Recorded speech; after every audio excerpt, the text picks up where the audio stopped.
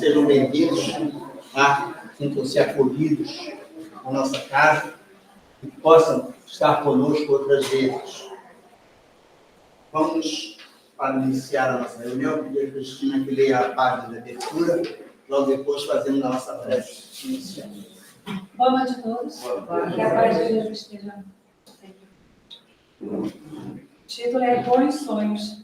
Bem-aventurados os que têm puro coração, porquanto verão Deus. Jesus, está em Mateus, capítulo 5, versículo 8. Se tendes amor, possuís tudo o que há de desejado na terra. Possuís preciosíssima pérola, que nem os acontecimentos, nem as maldades dos que vos odeiam e persigam poderão arrebatar. Se tendes amor, tereis colocado o vosso tesouro lá onde os vermes e a ferrugem não podem atacar. Se vereis apagar-se da vossa alma tudo que seja capaz de conspurcar a pureza, sentireis diminuir dia a dia o peso da matéria. E qual pássaro que aleja nos ares e já não se lembra da terra, subireis continuamente, subireis sempre, até que vossa alma inebriada se parta do seu elemento de vida, se parte do seu elemento de vida no seio do Senhor.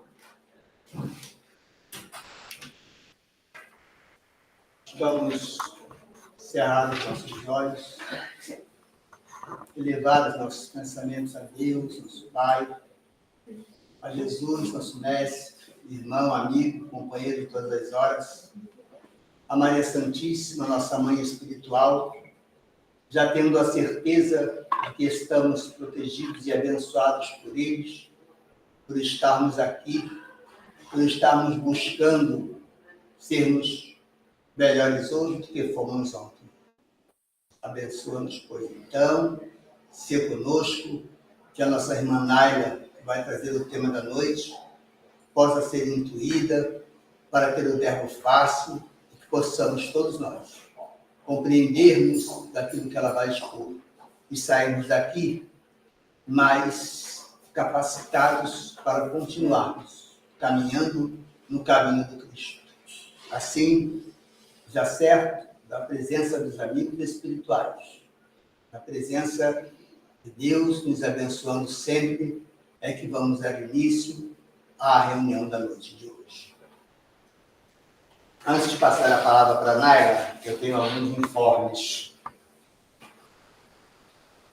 Tá, já vimos pessoas que estão aqui pela primeira vez, já lhes demos boas-vindas, desejando que estejam conosco outras vezes. Nós temos reuniões todas as quartas-feiras, às 19h30. Solicitamos que tudo aquilo que você tem alguma dúvida, quiser ter alguma informação, procure as pessoas que estão com caixazinho pendurado com o peito, com o ombro, na barra, na blusa, e nós vamos dar a informação que você necessite. Tá? Se precisar de atendimento fraterno, procure a equipe de atendimento fraterno, que tem na Semília, nos representantes.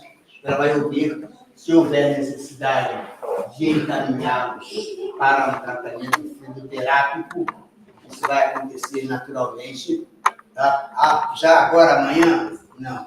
Né? Tem necessidade, a gente marca quando vai acontecer isso, e aí vai ter um grupo de 2 ou 3 pessoas para passar por esse atendimento. E aí o grupo de fisioterapia da casa vai atender. Tá? Naturalmente, para que nós procuremos, de alguma forma, ajudá-los nas suas dificuldades.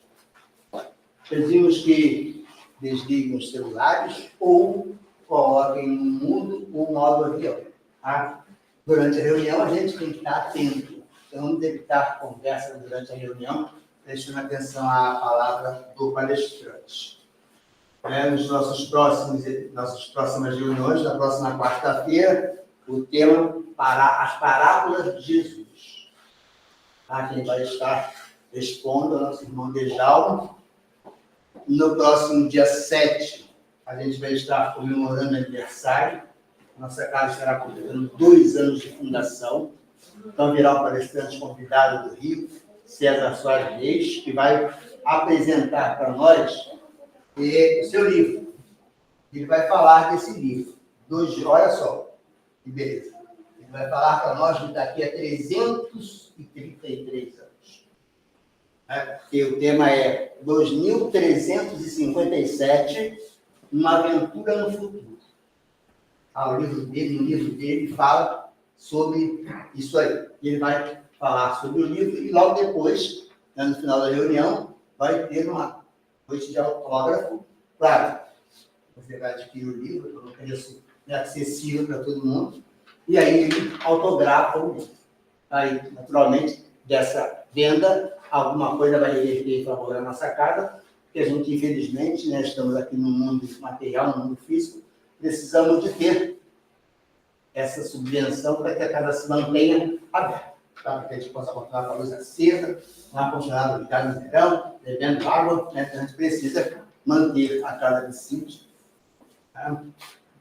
Lógico, ali na recepção, nós temos fichas, né, para você fazer inscrição, fazer estudos futuros da casa, para que a gente tenha uma clientela e possa fazer esses estudos sistematizados, seja do Evangelho, seja do Livro dos Espíritos, para que a gente possa começar, né, a ter esses grupos e ter novos trabalhadores na casa. Nós precisamos de colaboradores, tá? Que se voluntariem a estar na casa, frequentando, mas também nos ajudando a manter a casa. Tá? A gente conta com vocês, certo? Eu já falei do atendimento fraterno, está funcionando. Né? É isso, minha gente. Eram essas as informações que nós teríamos para passar na noite de hoje. Tá? Se tiver alguma coisa, tem mais alguma coisa, mas deixa para o final, senão eu falo demais. Né? Vou deixar a palavra para a Naila, que vai nos falar sobre Jesus, guia e modelo. Naila.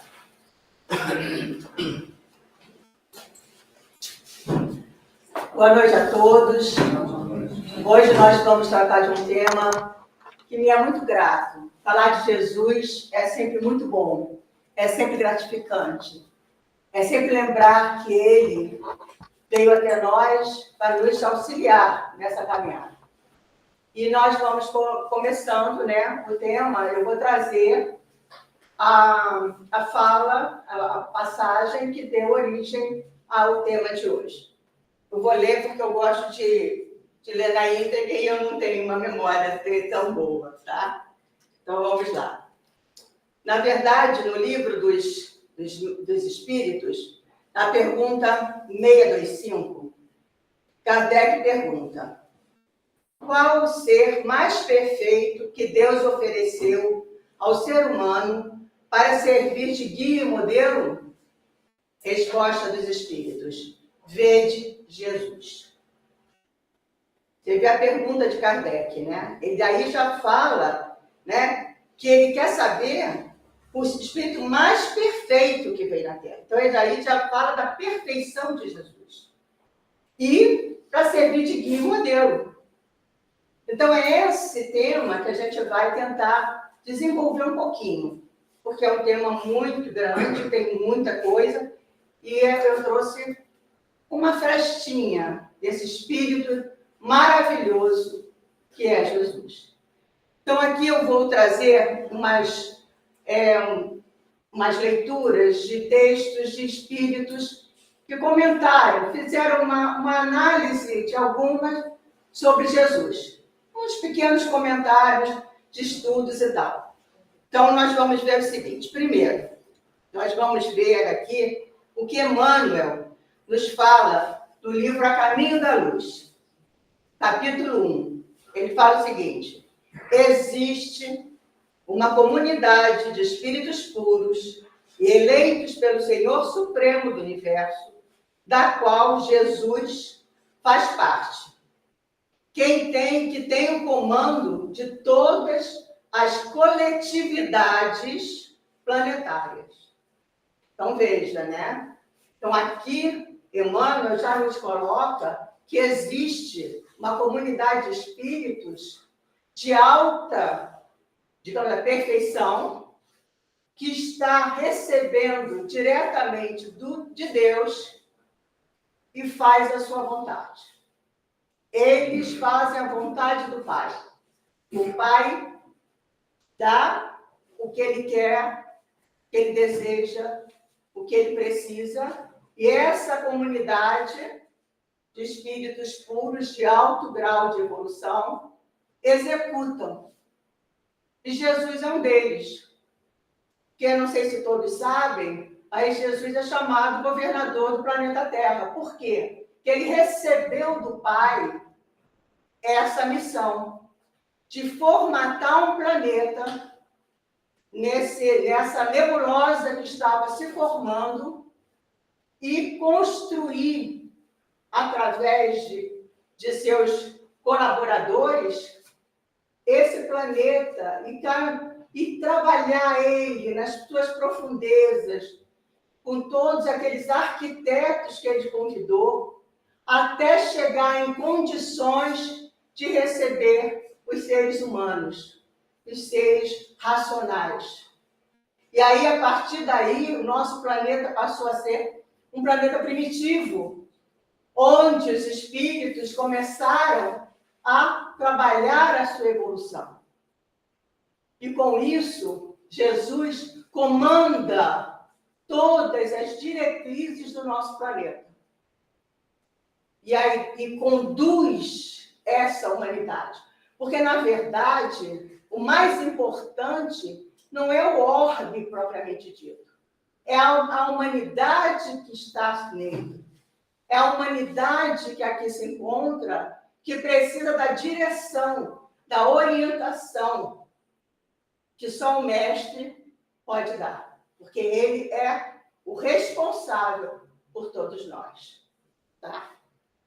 E aí eu vou trazer outra passagem.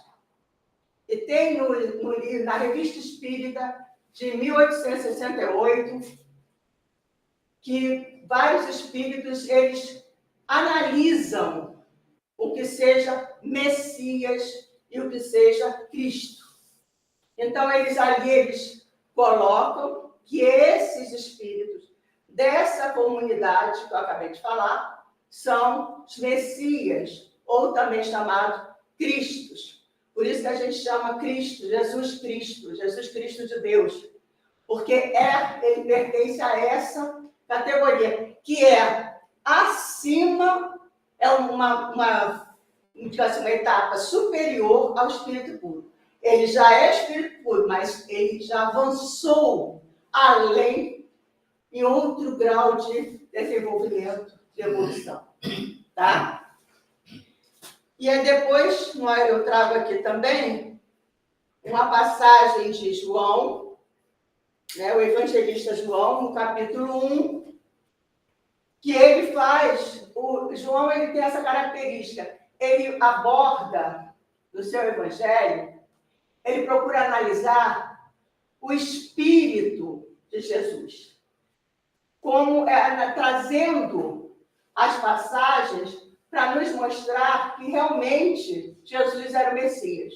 Então, ele quer, no seu entendimento, na sua análise, que ele fez durante muito tempo, que ele escreveu esse evangelho, já estava bem idoso, uns dizem que 80 anos, estava já isolado, ele teve tempo para fazer uma análise, e ele fez esse evangelho.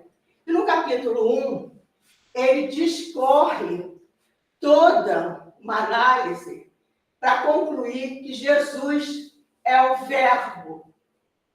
Lá na Gênesis, não sei se alguém lembra, da Gênesis mosaica, naquelas parábolas que são contadas, sobre a história de como tudo começou, é falado lá, fala no verbo. O que é o verbo? É uma ação, verbo e ação. Então, os cristos executam em ação a vontade de Deus.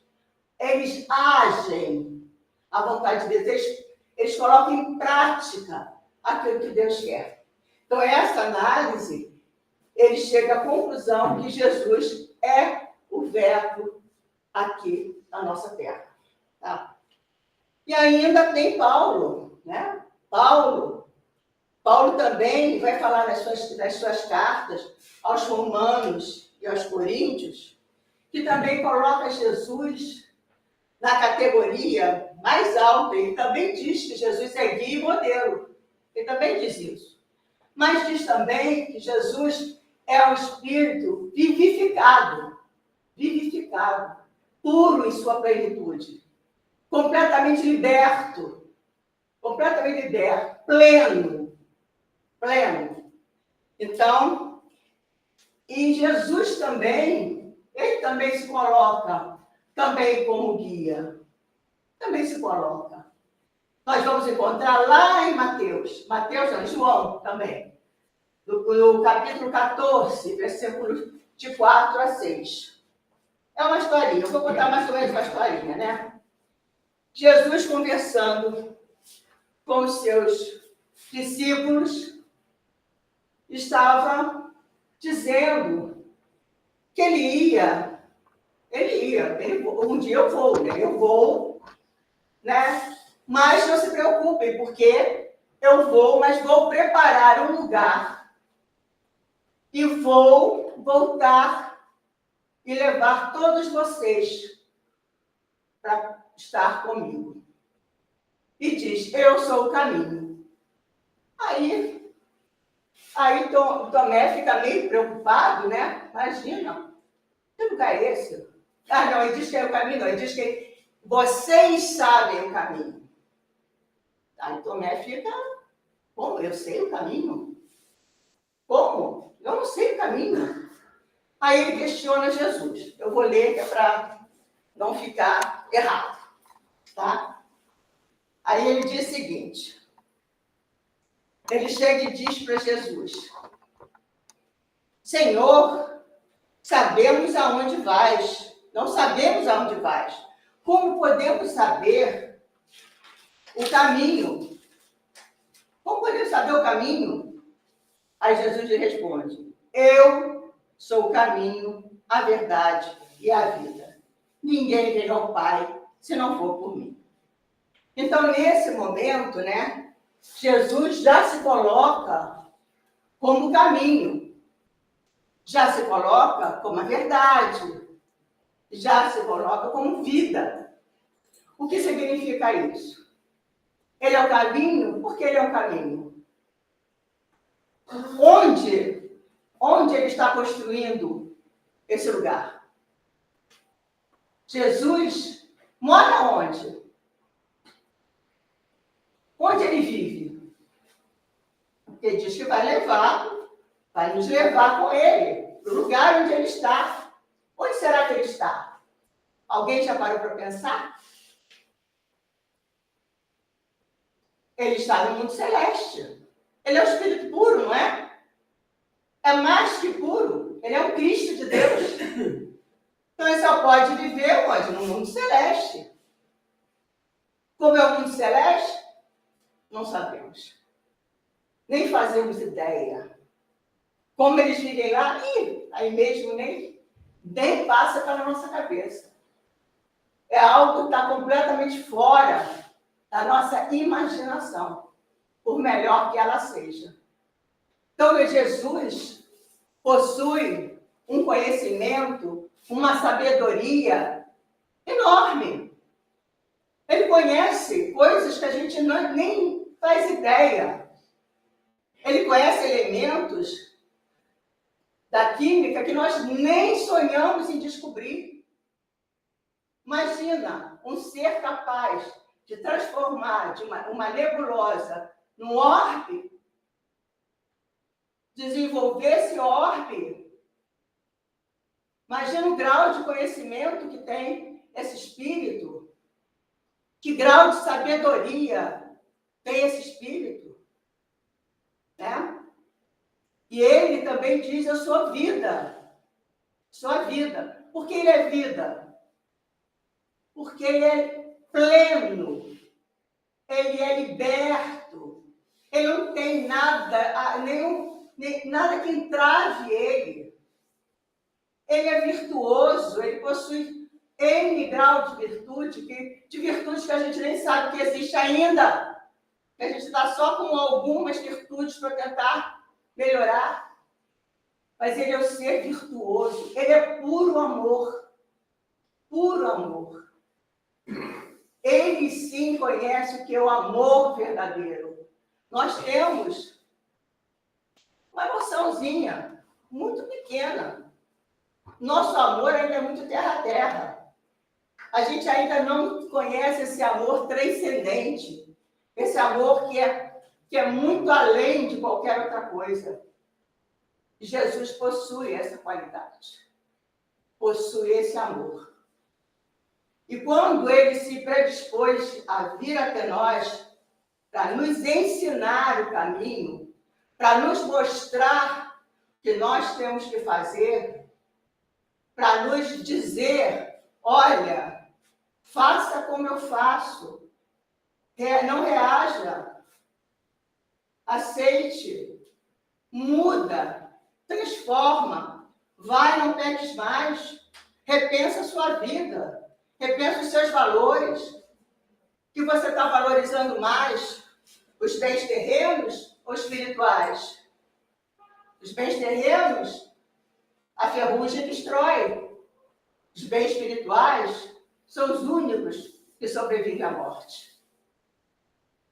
Então, ele como espírito evoluído e com tanto amor que desceu e veio conviver conosco para deixar todas essas mensagens lindas e dizer para nós, olha, se mude, porque o caminho é esse.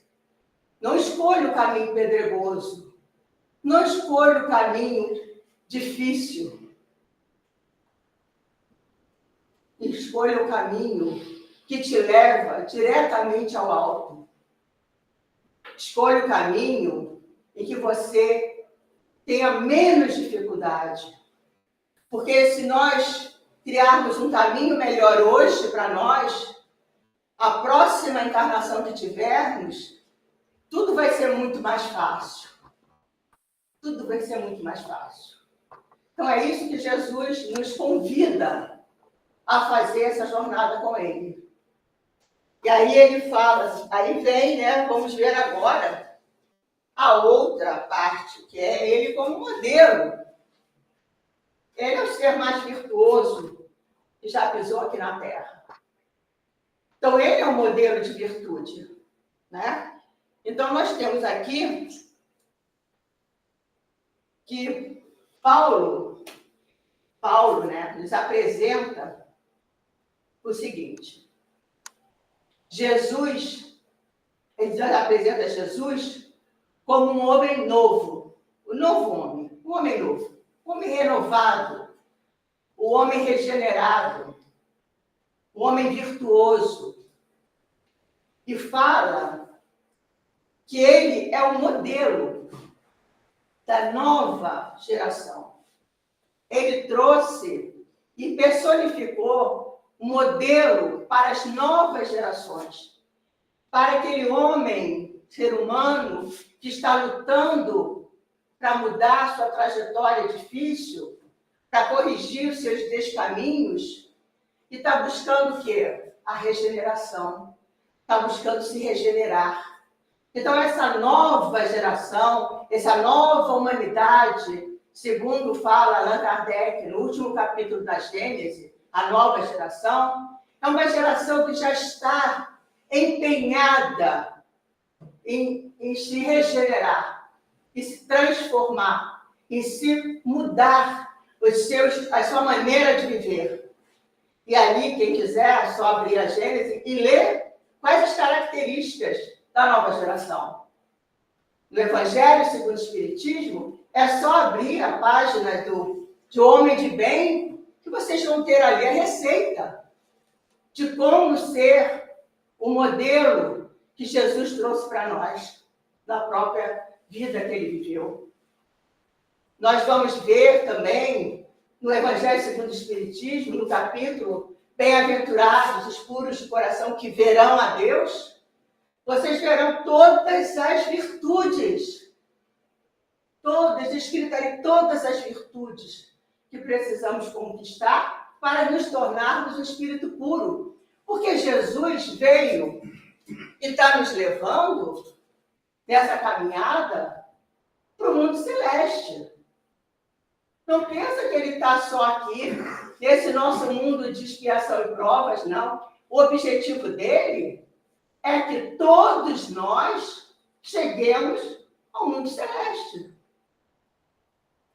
Ele é o nosso pastor. Ele nos guia, ele nos conduz, ele protege, ele ensina. Que é o que o pastor faz com as ovelhas. E ele faz conosco. E ele, como ele é puro amor, ele faz isso da forma mais amorosa possível. Mais amorosa possível. Mas esse é o objetivo. E é o nosso objetivo. Nós vamos chegar no mundo celeste. A caminhada é longa? É longa. Nós somos eternos. Temos o infinito para viver. Não temos tempo. O tempo já não existe mais. O tempo só existe aqui, no planeta. Mas nós temos também que ter em vista por que levarmos mais tempo? Por que atrasarmos essa caminhada? Por que buscarmos desvios perigosos para essa jornada? Por que não sermos mais proativos e caminharmos com mais força em direção assertiva? Por que não analisemos as nossas tendências e buscamos mudar, transformar o que nós estamos ainda repetindo durante várias e várias encarnações? Por que a gente não reflete melhor, não pensa um pouquinho mais em como estamos nos comportando em relação ao mundo propriamente dito e aos outros que estão à nossa volta? Como estamos lidando com as dificuldades dos relacionamentos? Como estamos nos dando com as dificuldades da nossa própria existência? Porque hoje as pessoas estão atropelando a sua própria evolução. Estão caminhando de uma forma completamente enlouquecida, sem analisar o que faz, sem analisar o que quer, sem analisar o que é bom para si. Então, quando Paulo chama a nossa atenção para dizer que o Espírito novo, que é Jesus, que é o nosso modelo, ele diz para nós: olhem, se inspire nele, procurem ser como ele. E ele fala também que a nossa humanidade, ele chama de velho homem. Velho homem. Aquele homem, aquele ser humano que ainda tem muitos desvios de conduta. Aquele ser humano que ainda carrega no seu dia a dia muitas mazelas, constrói para si muita dificuldade para caminhar. E o nosso mundo, nossa humanidade, está em nível de expiação e provas. O que significa isso? Que somos espíritos ainda que temos muito ao que consertar. Já fizemos muita coisa errada. Quem estuda história, ou história da humanidade, é de chorar, é de sentar e chorar. A gente não imagina como somos capazes de fazer tanta atrocidade. Então, nós ainda somos espíritos muito mais voltados para o mal do que para o bem. Mas Jesus quis vir para mostrar, puxar-nos para esse lado do bem, para nos regenerarmos, para mudar essa maneira de viver. Os espíritos dizem que as maiores mazelas desse nosso mundo de provas e expiações, ou de expiações e provas, é justamente o orgulho e o egoísmo. Orgulho e egoísmo. Se vocês olharem bem, analisarem bem a nossa humanidade, nós ainda estamos muito arraigados a essas duas mazelas. O orgulho e a vaidade. Orgulho e egoísmo. Tudo isso, esse caldeirão, provoca muita iniquidade. Provoca que nós tragamos para o nosso próximo, para o nosso irmão, situações ruins. Nós, muitas vezes, fazemos algo que traz malefício ao nosso irmão, traz malefício ao próximo, tanto em nível pequeno quanto em nível global. Né? Então, a gente tem que ver isso. Jesus sempre falou, né? Bainha sua espada, disse para Pedro, antes que algo pior lhe aconteça. Né? Dê a outra face, não revide, é o não revidar. Nos convoca a olhar as situações e nos contermos, para que nada de pior nos venha acontecer. Né? Ele chama atenção para esses pontos.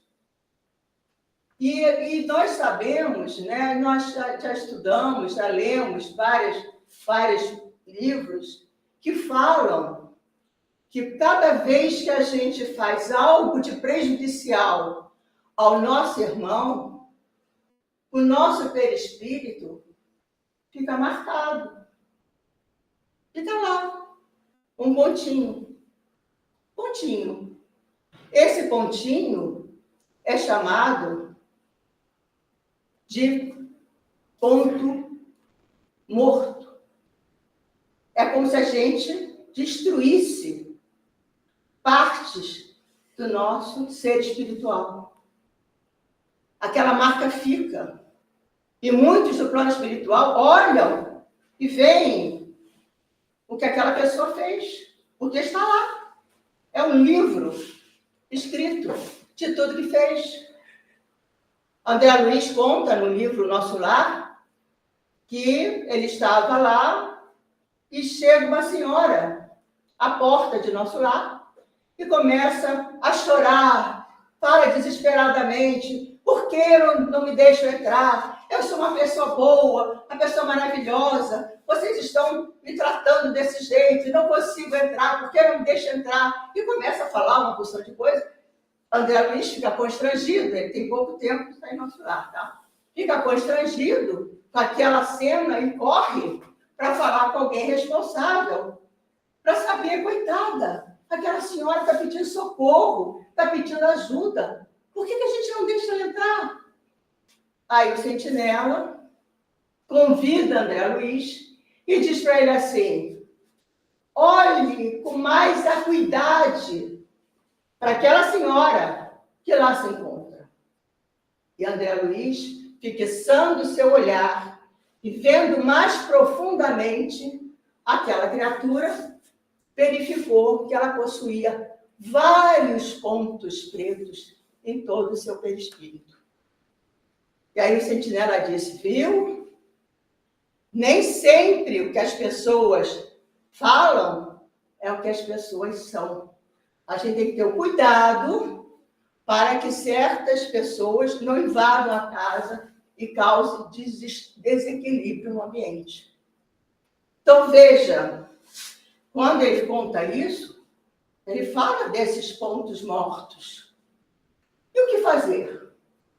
O que fazer com nossos pontos mortos? O que fazer? Paulo já dizia, cada ato de amor, cada ato de bondade transforma uma multidão de pecados. Cura vários pontos negros que a gente tem no corpo. Cada ato de amor que a gente faz de ajuda ao próximo é um ponto negro que se transforma em um ponto de luz. E cada vez que a gente se empenha, cada vez mais, em mudar essa forma e trabalhar melhor as relações humanas sendo mais caridosos, mais fraternos, mais amorosos, mais indulgentes. Nós estamos apagando esses pontos mortos em nosso perispírito. E se cada vez mais nos dedicarmos a trabalhar para o bem, a nos transformar, mais rápido a gente troca esses pontos mortos por pontos de luz. É o que Jesus diz, né? É a túnica nupcial. Para entrar no reino de Deus, você tem que estar com a túnica nupcial. Ou seja, completamente limpo. Completamente limpo. Mas para isso, cada um de nós tem que fazer a nossa parte. Nós temos que trabalhar para esse nosso desenvolvimento, para essa nossa regeneração. É um serviço nosso, pessoal. Ninguém transforma ninguém. Você ajuda aquela pessoa a despertar para a sua transformação, mas você não transforma ninguém. A única pessoa que você pode transformar é você mesmo. E é isso que Jesus nos chama. Vá e não peques mais. Muda a sua trajetória. Repensa a sua vida. Depois que você resolver, me siga. Mas resolva a sua problemática. Resolva os problemas com o seu irmão. Resolva os problemas com a sua família. Depois que você resolver os problemas, você está pronto para me seguir. Você está pronto para ir comigo. É esse que ele chama, nos convoca a fazer isso. Né? Então, nós vemos que Jesus, ele é muito cuidadoso. Quando ele é amoroso, ele não chama atenção, ele simplesmente diz, sua fé te curou. Ou então diz, vai, não peques mais. Porque o que você quer de mim, o que você deseja de mim. E a pessoa diz, o que eu desejo de Jesus? Ele não impõe nada a ninguém. Ele nos convida a essa mudança de caminho. Ele nos convida a essa mudança de rumo. Né? E aí ele fala também da porta estreita, da porta larga. A porta estreita é aquele que está na transformação, está na regeneração, está se preparando, está mudando. Porta larga é o que nós vemos aí. Ninguém se preocupa com o seu comportamento. Ninguém se preocupa com o que faz ou deixa de fazer. Ninguém se preocupa se está causando algum dano a outra pessoa. Ninguém se preocupa se vai levar alguém ao suicídio. Ninguém se preocupa se você vai levar alguém a se transformar num assassino através de estimular o ciúme daquela pessoa. Quantos não estão preocupados com essas atitudes que tomam? E dessa forma, acarreta para si uma enormidade de problemas, uma enormidade de sofrimento, porque vai ter que resolver. Vai ter que resolver. Tudo aquilo que eu fizer contra o meu irmão, eu vou ter que resolver. Vou ter que resolver. E aí a gente vê, quem lê a série André Luiz, você vê N casos de situações que as pessoas têm que resolver. Ah, eu tenho que encontrar alguém, porque eu preciso resolver o problema com ela, já está tudo pronto para a encarnação com ela. Eu não acho ela. Não acho. Onde ela está? Ainda tem que encontrar aquela criatura que ele levou a uma situação muito ruim. E muitas vezes, quando encontra, ainda tem que ajudar aquela criatura a sair de um problema de demência para ter consciência e conseguir aceitar que voltar com aquela pessoa que lhe causou um dano enorme. Olha, que não é fácil, não. Não é simples, não. Como muita gente faz um monte de besteira, isso aí eu resolvo na próxima encarnação. Quando será isso? Como você vai conseguir resolver isso? Quando você vai encontrar aquela pessoa novamente? Resolva os seus problemas com aquele que está a caminho com você. Não leve esse problema para resolver depois, não. Se você tem alguma questão com alguma pessoa, resolva agora. Porque você não vai saber quando você vai ter a oportunidade de resolver essa questão. Então, é bom que a gente fique atento a isso. E muitas vezes as pessoas fazem as coisas, isso daí daqui a pouco isso passa, aí depois eu falo. Não, porque a pessoa pode morrer amanhã. E você não conseguir resolver. E aí? Tem uma passagem também, no nosso lar, né, que André Luiz encontra um rapaz. E ele, quando vê o rapaz, ele fica muito nervoso, muito envergonhado. E sai dali e vai conversar com a Narcisa. Aí diz, Narcisa, eu encontrei fulano, aconteceu um episódio que me constrange muito. Quando estava encarnado, né, o pai dele fazia empréstimos. Era um comerciante, era pessoa de projeção e fazia empréstimos. E uma família, o chefe da família, adoeceu e não conseguia trabalhar, e não conseguia pagar o tal do empréstimo. A esposa, muito desesperada, foi até ele e implorou para que deixasse passar um tempo, esperasse mais um pouco, não tomasse a casa deles, até que o marido se restabelecesse e pudesse voltar a trabalhar.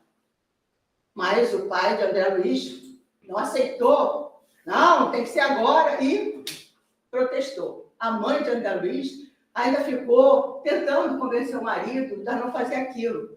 Mas sabe que na época, começo do século passado, a mulher não tinha muita voz. Não tinha como bater de frente com o marido fazia o que ele achava que estava certo, ponto final. E André Luiz, o jovenzinho, deu total apoio para o pai.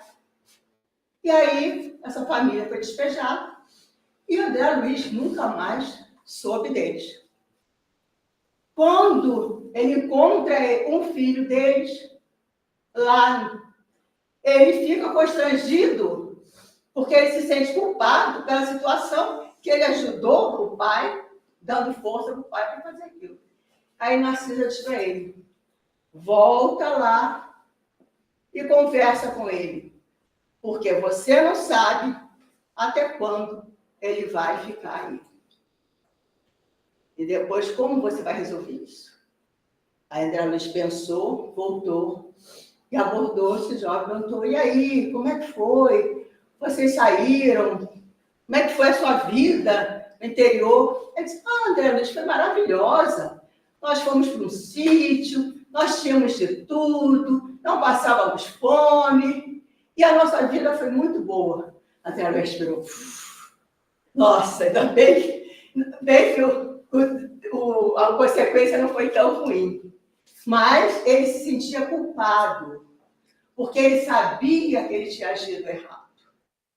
Ele sabia que aquilo que o pai fez e ele apoiou não era correto. E por isso ele estava constrangido a lidar de frente com aquela situação, a saber a verdade do que aconteceu. E isso a gente tem que ter em mente. A gente tem que pensar nas coisas que a gente faz. Né? Agora eu vou já estamos chegando para o final, né? É mais ou menos isso que eu queria passar para vocês. Mas eu quero encerrar com uma poesia de Sheila, que ela fala justamente sobre esses pontos mortos. O nome da poesia é justamente esse, Pontos Mortos. Esse texto, né, essa poesia, se encontra no livro Passos da Vida, psicografia de Francisco Cândido Xavier. Só vou beber um golinho de água, tá? Só um instantinho.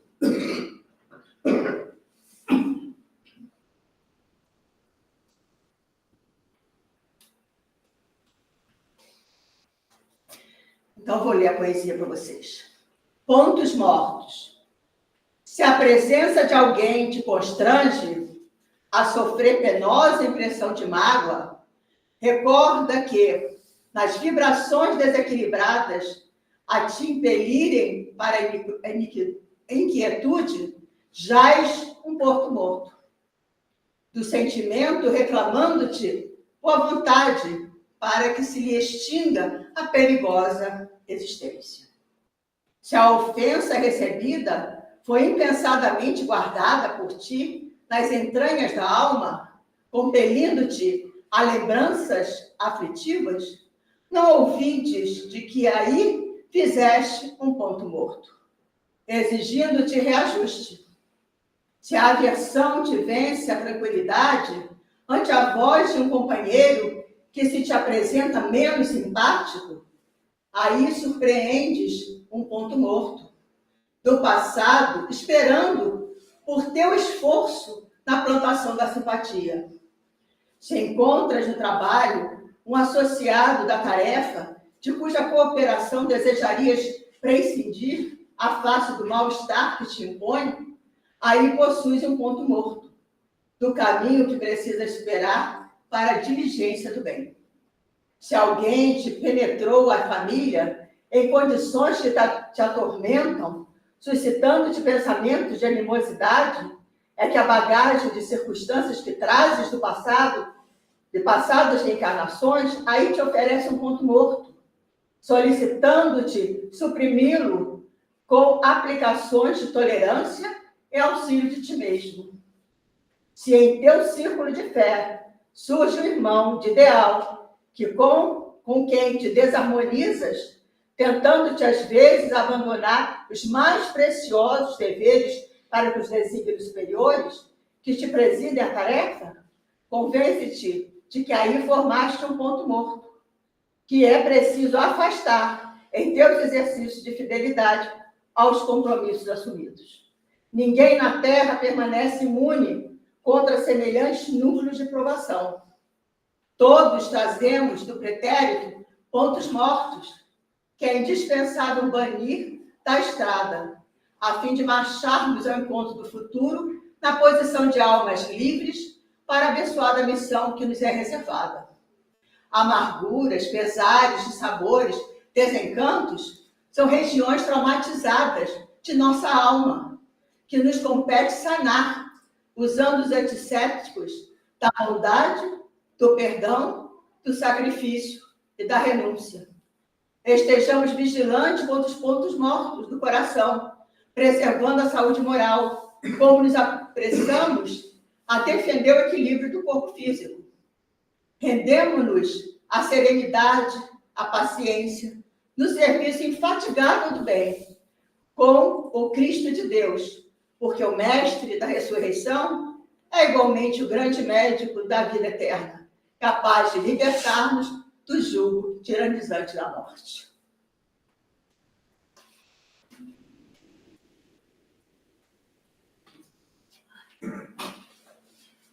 Aí está, meus irmãos, que nós possamos estar seguindo esse guia e modelo que a Nara trouxe para nós, que Jesus é o nosso guia.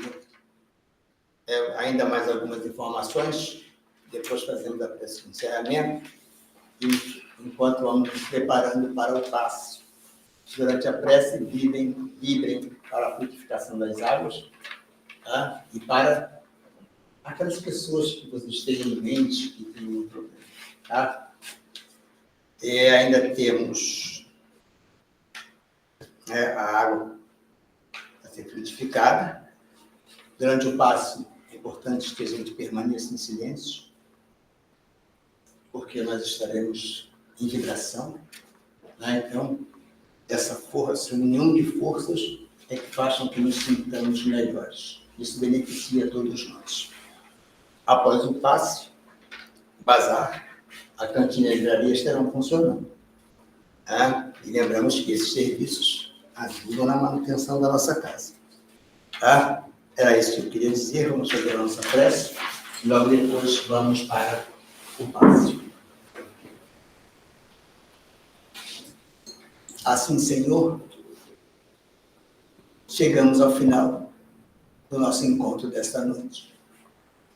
Que ao nos prepararmos para a frutificação da água e para a aplicação do passe, possamos estar ligados a Ti, buscando em Ti o amparo, a proteção, e que possamos sairmos daqui, levando para os nossos lares as melhores vibrações de paz, de harmonia, de serenidade. E assim, despede-nos, Senhor, na Tua paz. Assim seja.